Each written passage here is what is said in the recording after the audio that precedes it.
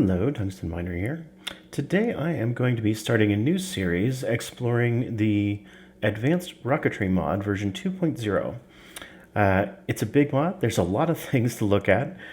Some world gen, some machines, all sorts of new game dynamics. It's super fun. But being that there's so much stuff, this is going to get broken up into a number of different videos. So this video is going to be covering the world gen and some of the basic materials processing and machines that go along with that. So let's get started. All right, first up, there are a couple of new ores that the mod adds. So we can see here from left to right, we've got copper, we've got tin, we've got rutile or titanium, we've got aluminum, and we've got dilithium. So all of these ores are found scattered pretty much from bedrock up to about sea level, more or less randomly. Now, one thing to note about this mod is that while it does include some default ore generation, it kind of sort of expects that it's going to be used in a mod pack, which probably is going to override those settings.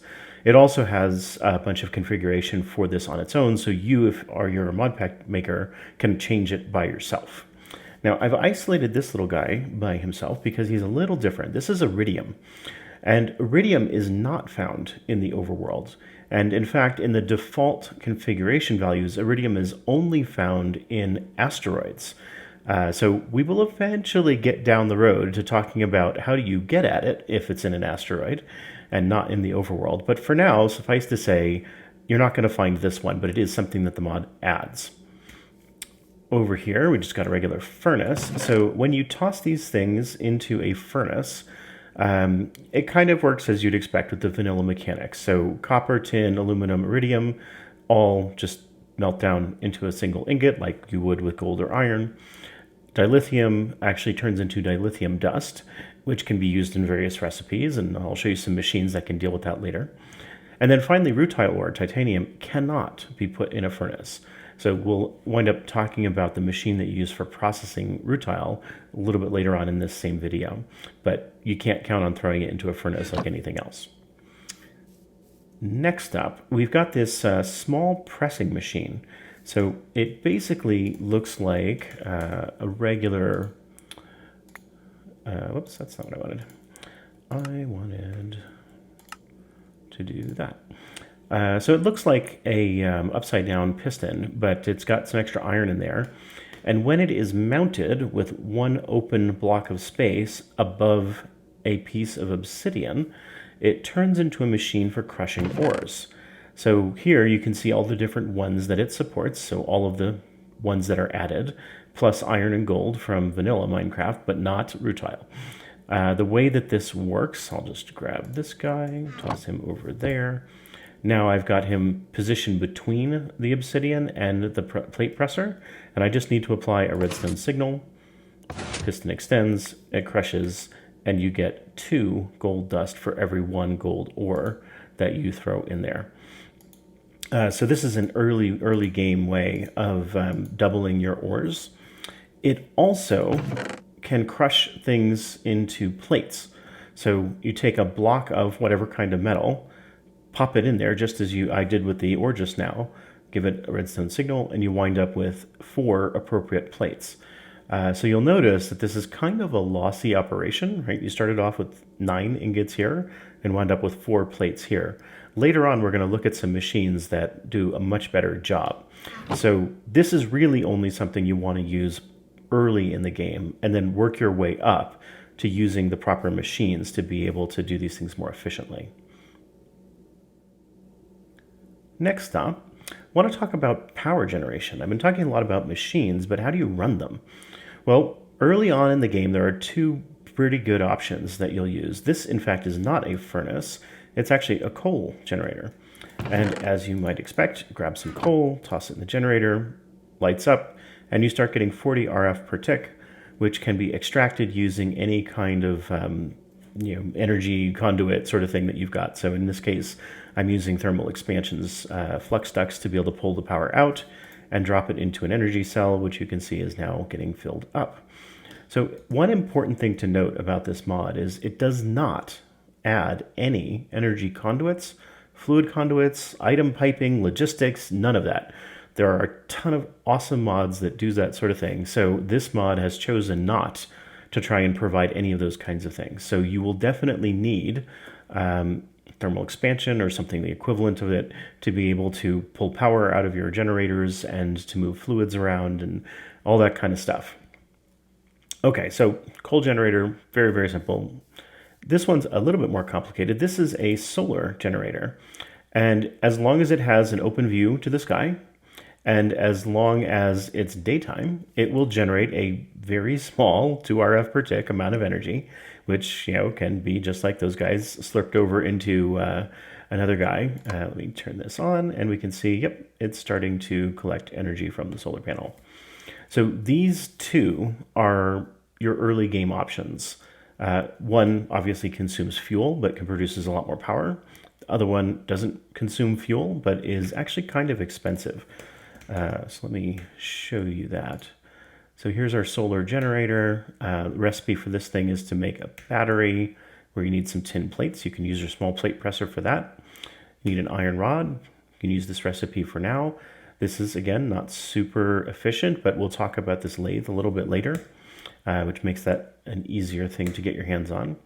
And then this solar panel requires some gold plates, glowstone, redstone, machine structure, which is a bunch more iron. So not particularly cheap, especially when you start thinking about how much gold and glowstone this is going to wind up using to get yourself any substantial amount of power.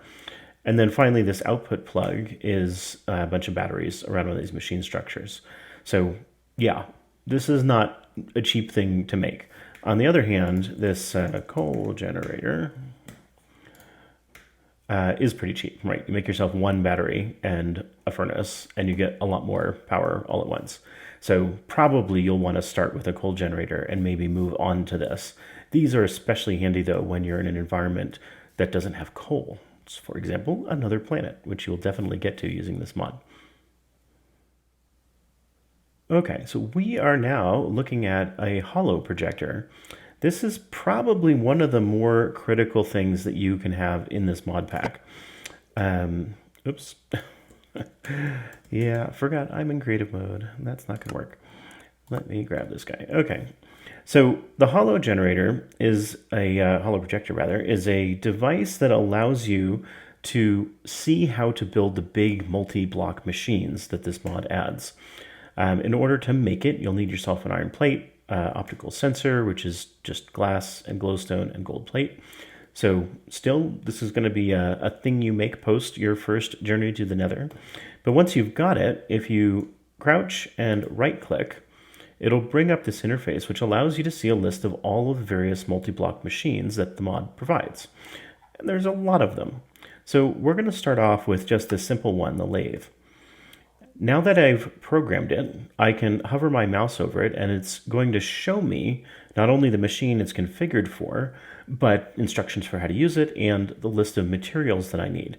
So I'm going to need a lathe block, power input or creative power input plug. Anytime there's an or, it obviously means you can use one or the other.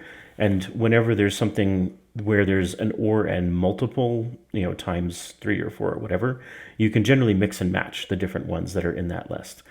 Happens not to be the case for a lathe because lathes are really simple. Anyway, so now we've got a list of materials we want to go get. To save time, I have gone ahead and grabbed myself those materials already. And I've set up a little demonstration here. So you remember when I first showed the recipe for iron rods, 3 ingots gets you 4 rods. Well, if you make a lathe, and this is the reason you want to do it, 1 ingot gets you 2 rods. So 1 to 2 instead of 3 to 4, pretty substantial savings in materials. So you generally want to build these machines pretty early on because they'll save you a ton of time and materials as you go through. So I'm going to grab all of this stuff here. And yeah, I accidentally right-clicked on that. So now I'm going to right-click here. And it's put in these ghost blocks that show me exactly what needs to be placed in each position. And any one of those where there was an or, it's just going to cycle slowly between the various options. If I hold down shift and I roll the mouse 1 tick, I get to see the next layer up. Roll again in the same direction, I see the whole structure. roll again, it goes back down to the first layer. So every single machine will work pretty much the same way. Most machines are quite a lot larger than this one is. So I'm going to create a power plug, toss it there. And you notice when I click, I can actually click on the ghost block and it will replace the ghost block with the real block. Now, if I do this wrong and put this here, for example, and finish up the machine, and pop my little blocks in there. Now, when I want to make the machine, I can right click on the machine named block, so lathe in this case, and you can see it gives me an error on the specific block where I've put the wrong one in. And that'll stay there for a little while, go away, shows me again, oh yeah, that's not right. So I'm going to replace that with an output hatch block, which I happen to know is the correct one. And then when I click on it, it changes all of the combination of individual blocks into this lovely 3D model. And you'll notice that every single one of these machines is very nicely detailed in how it's all put together. So this is what the lathe winds up looking like. And if I grab an iron ingot, I can toss that into the input hatch by just right-clicking on it. And you can kind of see the model has that same color for the input and orange for the output. So throw that in there. And now I come over to the machine. This particular one is a very simple machine, doesn't have much of an interface, and I'm just going to turn it on.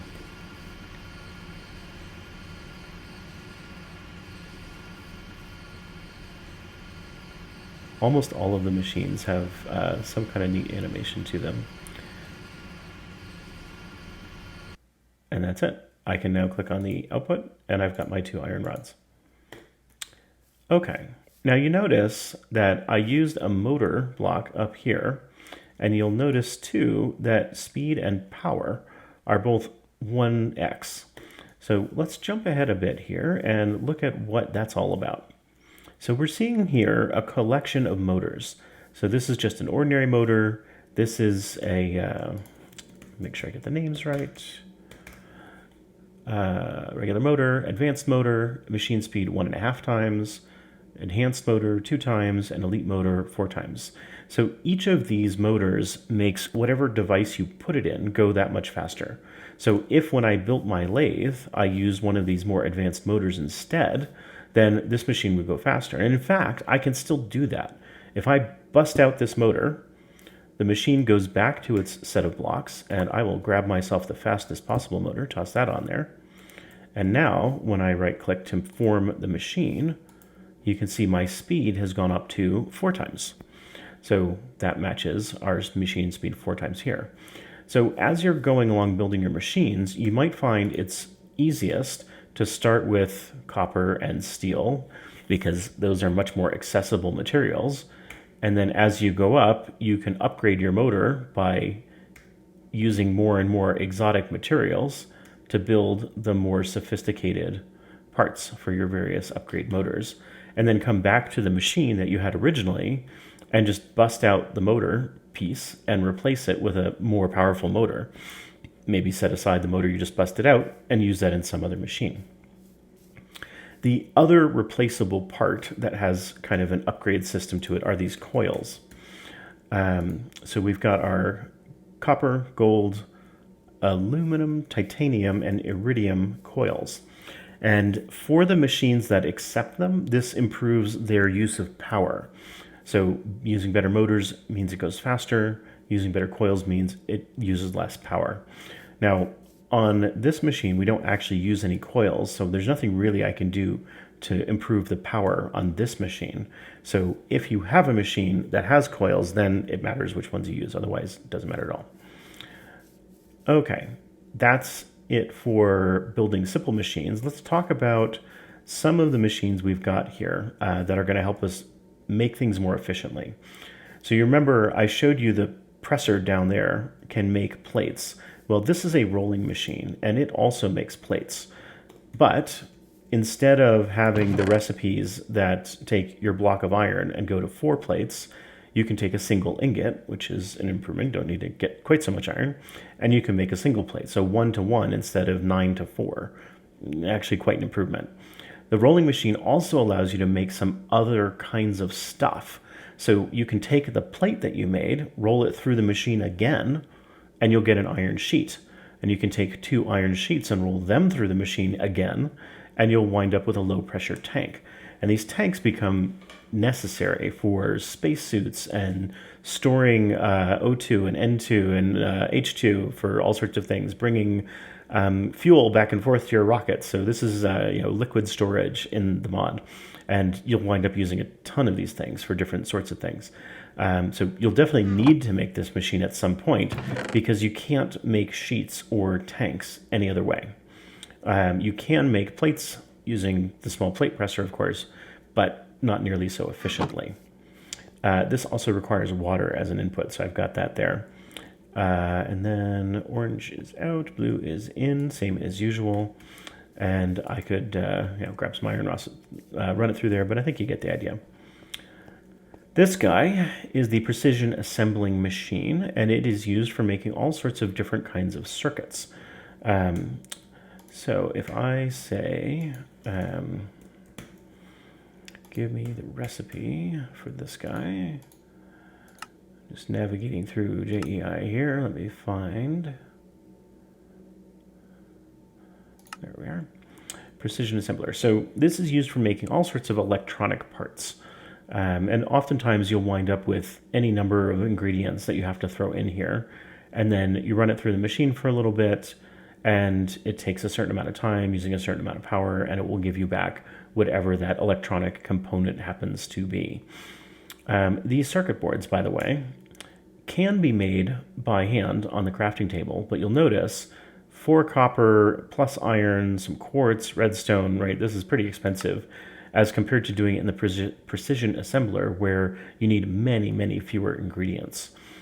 So you can start, and you actually are kind of obliged to start, because building this thing requires some of these circuits. But it's another one where you kind of want to build this one as soon as you can, so that you're not wasting a ton of materials on other things. So the way this works, very similar. You put things in your input hatch, you turn the machine on, and it's going to do this fun little animation.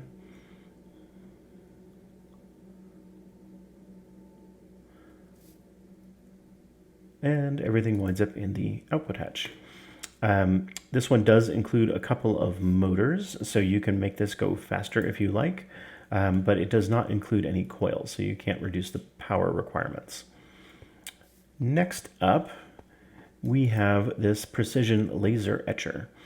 And the sole purpose for this guy, let's go here and there and there, is to make these circuit plates. Basic, advanced, and it's the same kind of deal.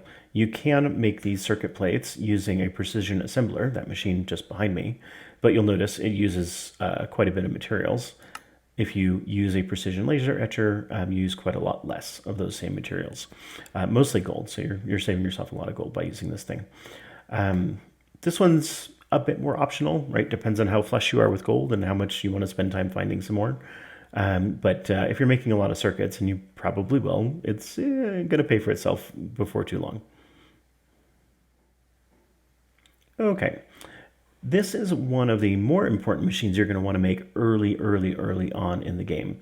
It is an arc furnace, and what it does is transforms various materials by applying a terrific amount of heat.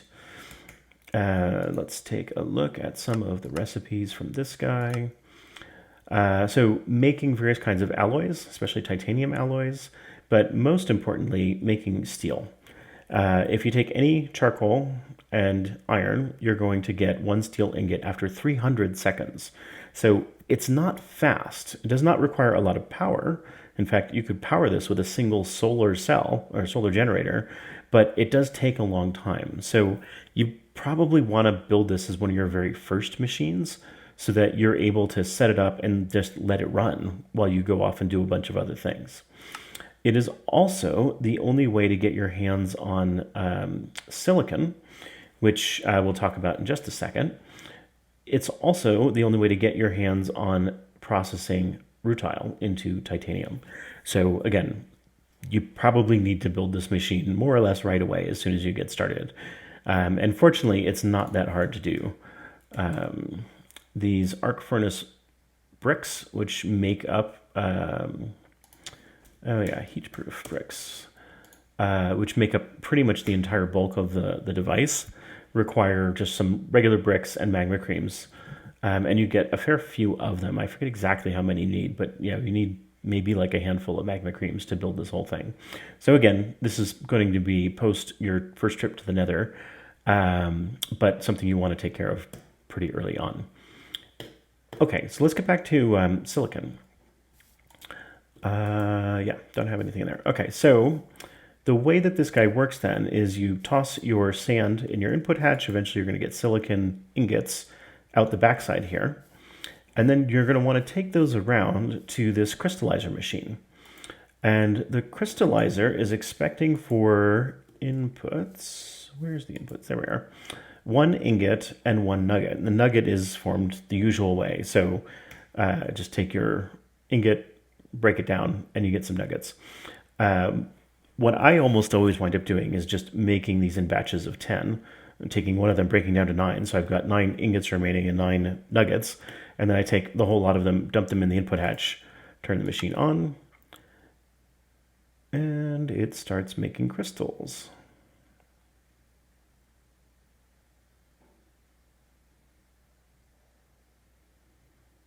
There they are. And here's our output. Now, you will undoubtedly have observed, hey, wait a minute, there was 3 crystals in there and I've only got 1. Well, yeah, tough. It always says the animation with 3 crystals, even if it's just making 1. And then the thing you want to do with this silicon boule, once you've got it, is to bring it over to a cutting machine and put it in the input hatch. I've already got one in there, toss another one in there. And then when you turn the machine on, saw blade starts, and you can see the boule start running across.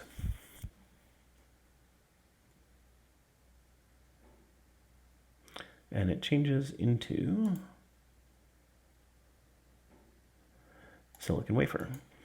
And these guys get used for making all sorts of electronic stuff.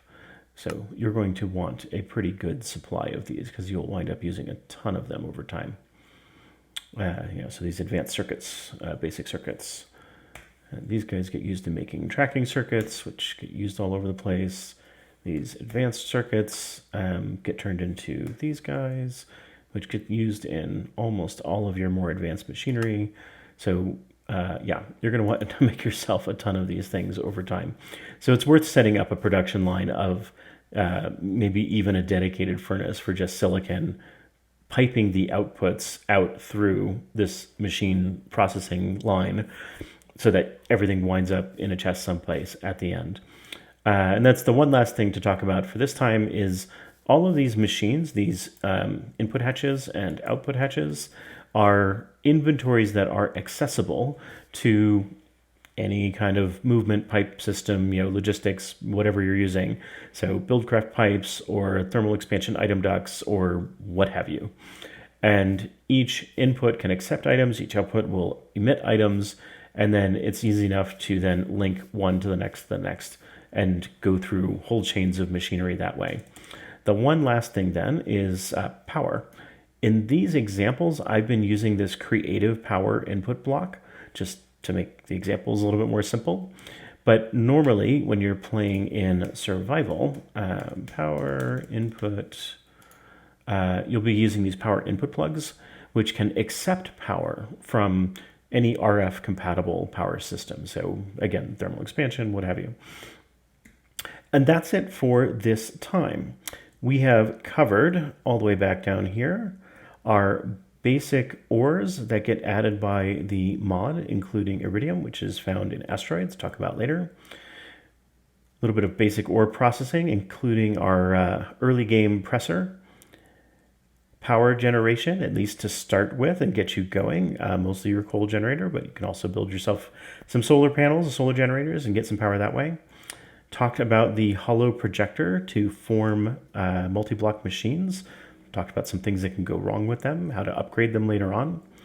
Talked about some of the upgrades that you can make, better motors, better coils, And then finally, we started covering some of the upgrades you'll want to make to your factory in the form of the rolling machine to make plates and tanks, the precision assembler to make circuits, and the laser etcher to make circuits even more cheaply.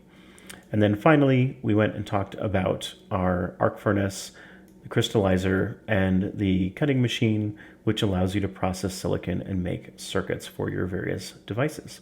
So next time, we will be jumping in with our next topic for advanced rocketry. Talk to you then.